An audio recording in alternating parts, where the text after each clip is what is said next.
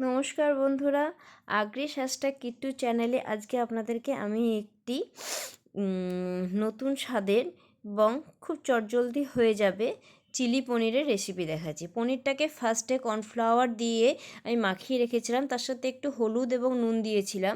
সেটাকে আমি ভালো করে ফ্রাই করে নিয়েছি। দেখুন আমার ফ্রাই করা হয়ে গেছে পনিরটা। এরপর পনিরটা ফ্রাই করে এক জায়গায় তুলে রেখেছি আমি। এরপর আমরা যেটা আমাদের লাগবে সেটা হচ্ছে ক্যাপসিকাম, পেঁয়াজ এবং তার সাথে কিছুটা চপ করে কেটে রাখা রসুন, এবং আমরা গাজরও দিয়েছি, স্লাইস করে কেটে রাখা কিছু গাজর দিয়েছি। তেলের ওপর রসুন এবং কিছুটা আদা গ্রেট করে দিয়ে ভালো করে একটু নেড়ে চেড়ে নিতে হবে। যতক্ষণ না এটা একটু লালচে ভাব আসে ততক্ষণ এটা একটু নাড়তে হবে। এরপর যেটা দিতে হবে সেটা হচ্ছে কেটে রাখা পেঁয়াজ কুচি। পেঁয়াজ, আদা এবং রসুন এই তিনটেকে একটু সটে হতে দিতে হবে কিছু সময় ধরে, ধৈর্য ধরে এই কাজটা একটু করতে হবে। একটু টাইম নিয়ে বা 2-3 মিনিট এটা একটু নাড়তে হবে। দেখুন আমার নাড়া হয়ে গেছে। এবার দিচ্ছি ক্যাপসিকাম এবং স্লাইস করে কেটে রাখা অল্প পরিমাণে গাজর। এই শীতে গাজরটা আমার খুব ভালো লাগে।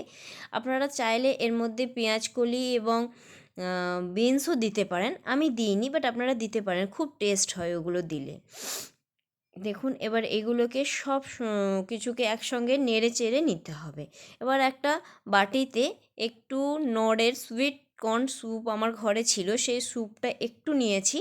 তার সঙ্গে চিলি সস, সয়া সস এবং টমেটো সস এই তিনটেকে ওই বাটির মধ্যে নিয়ে ভালো করে মিশিয়ে দিয়েছি। এই পর্যায়ে আপনারা কর্নফ্লাওয়ারও দিতে পারেন, বাট আমি নড়ের স্যুপটা যেহেতু দিয়েছি সেই জন্য কর্নফ্লাওয়ার দিইনি। এবং ওইটাকে ভালো করে মিশ্রণ করে আমি কড়াইয়ে দিয়ে দিয়েছি এবং সবজিগুলোর সাথে ওটাকে ভালো করে মাখিয়ে নিচ্ছি। কিছুক্ষণ সময় নিয়ে এটা মাখাতে হবে।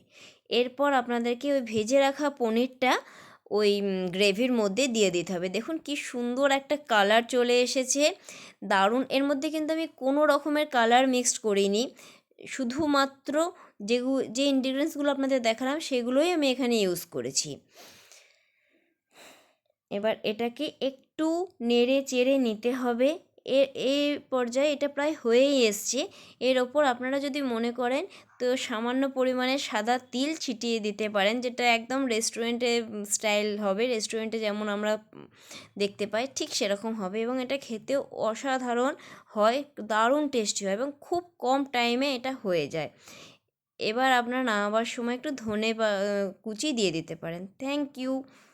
আমার চ্যানেলটিকে সাবস্ক্রাইব করে দেবেন।